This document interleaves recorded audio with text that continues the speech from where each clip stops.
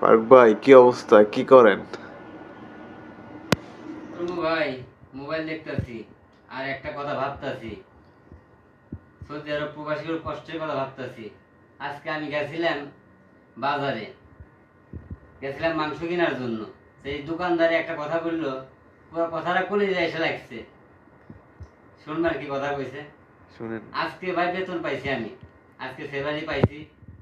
তো ভাবিলাম যে সারা মাস ডিউটি করি, আজকে যেহেতু স্যালারি পাইছি 1 কেজি গরুর মাংস কিনে এনে খাই। তো গরুর মাংস কিনতে গেছি, যে দেখি যে কেজি 50 টাকা কেজি। বাংলাদেশি টাকা পরে 1600 টাকা।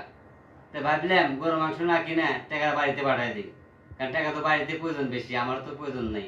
আমি খাইলে খাই, না খেলে না খাই। ওই চিন্তা করে নিয়েছি 6 টাকা দেয় ভাই একটা কলিজা, 6 টাকার কলিজাই খামু। কলিজাটা কিনছি, দোকানদারে কয় ভাই এই যে এত টাকা ইনকাম করেন, আর একটা 6 টাকার কলিজা নিয়ে দিচ্ছেন আপনি। এই এই দেশে যে ইনকাম করবেন, যেটা খাইবেন আপনি, সেটাই আপনার গায়ে লাগবে। তাছাড়া কিন্তু 1 টাকা আপনি খুঁজে পাবেন না। বাড়িতে যা পাঠাই দিবেন সবই শেষ হয়ে যাবে গা।